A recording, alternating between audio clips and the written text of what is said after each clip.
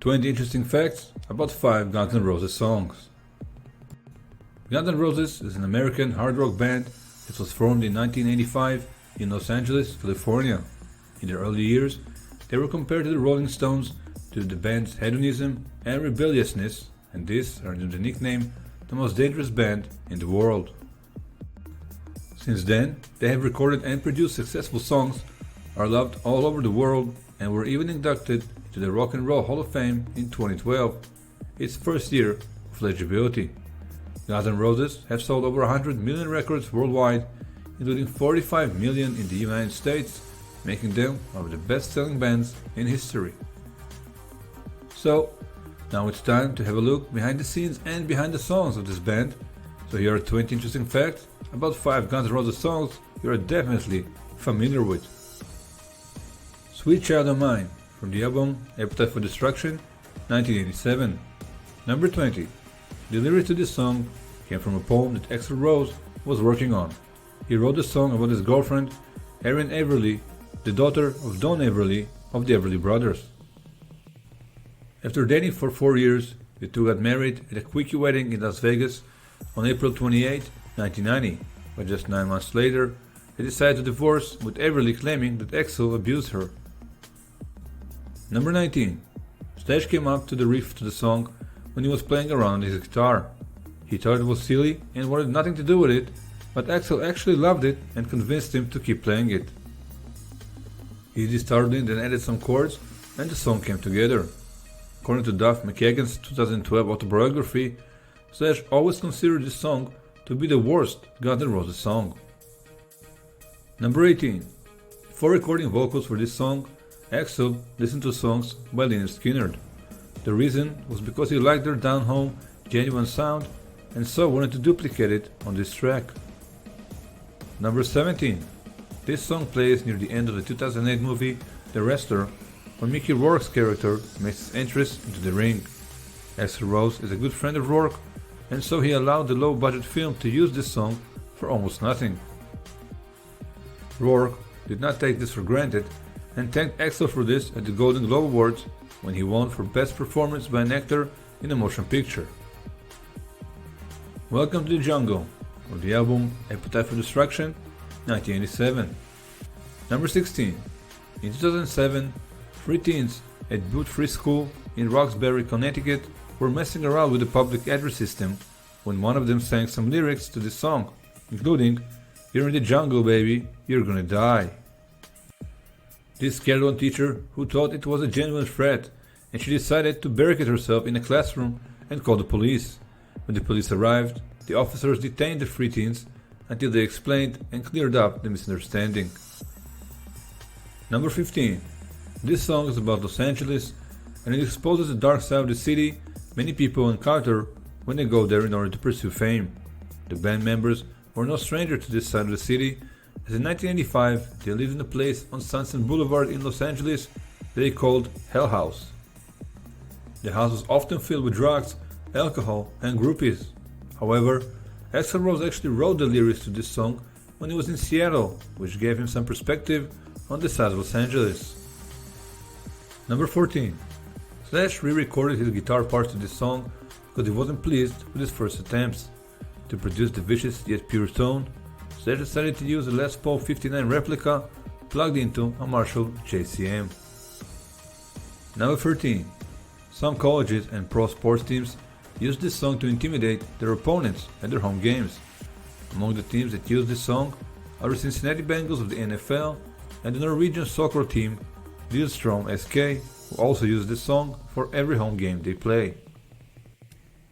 Patience, from the album GNR Lies, 1988. Number 12. It is the only single issued from the band's second album, GNR Lies. It's a tender song where Axl Rose sings about waiting it out in a relationship.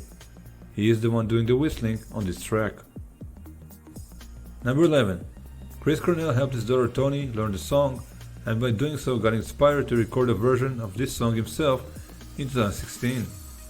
His version wasn't released until July 20, 2020, which was 2 years after his death, on what would have been his 56th birthday. Cornell's version of Patience topped the mainstream rock songs chart, which gave him his first solo Billboard #1. Number 10.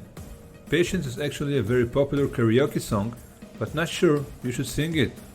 According to Kimberly Starling of the Karaoke Informer, it's one of the top 5 songs that tends to bomb. She claims that it just eludes the average ear, and when you get off key on this song, it sounds to the ear like a turd in a punch bowl, looks to the eye.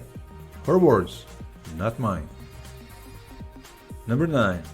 On January 30, 1989, Guns N' Roses played the song at the American Music Awards with Don Henley on drums because Steven Adler was in rehab at the time. Henley did it as a favor to Axl Rose, who sang harmony vocals on his song I Will Not Go Quietly, which appeared on his The End of the Innocence album later that year. November Rain, from the album Use Your Illusion 1, 1991. Number 8.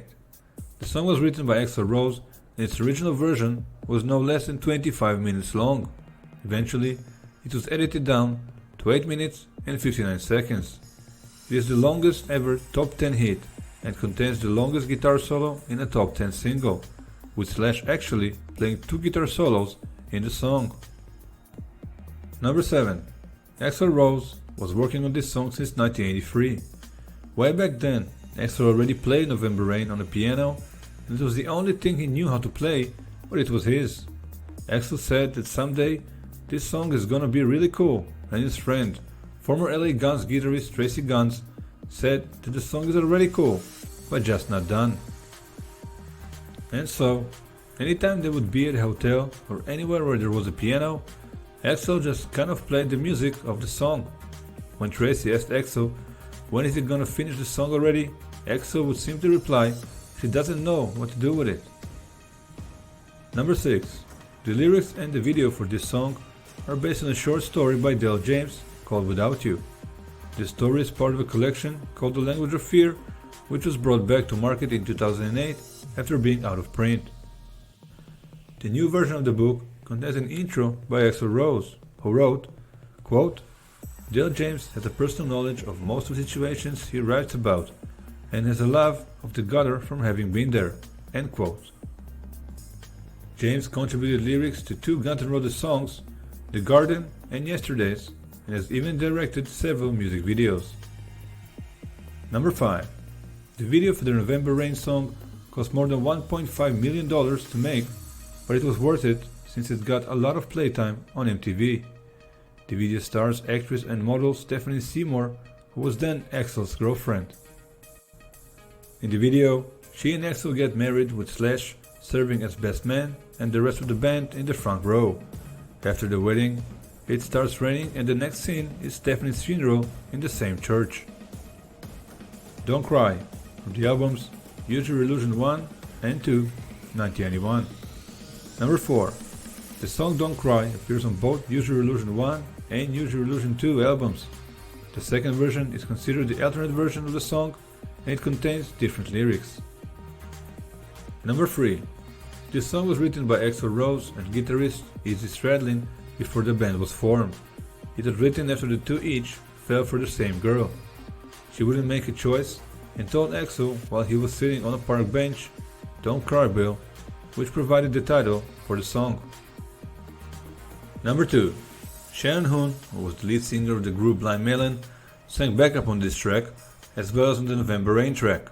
Hoon and Axl Rose both grew up in Lafayette, Indiana. Sadly, he died of a drug overdose in 1995. Number 1. The band members tried to record the song for their debut album, Appetite for Destruction, from 1987. However, they couldn't get the sound they wanted and were looking for, since it was before they earned huge budgets for their projects.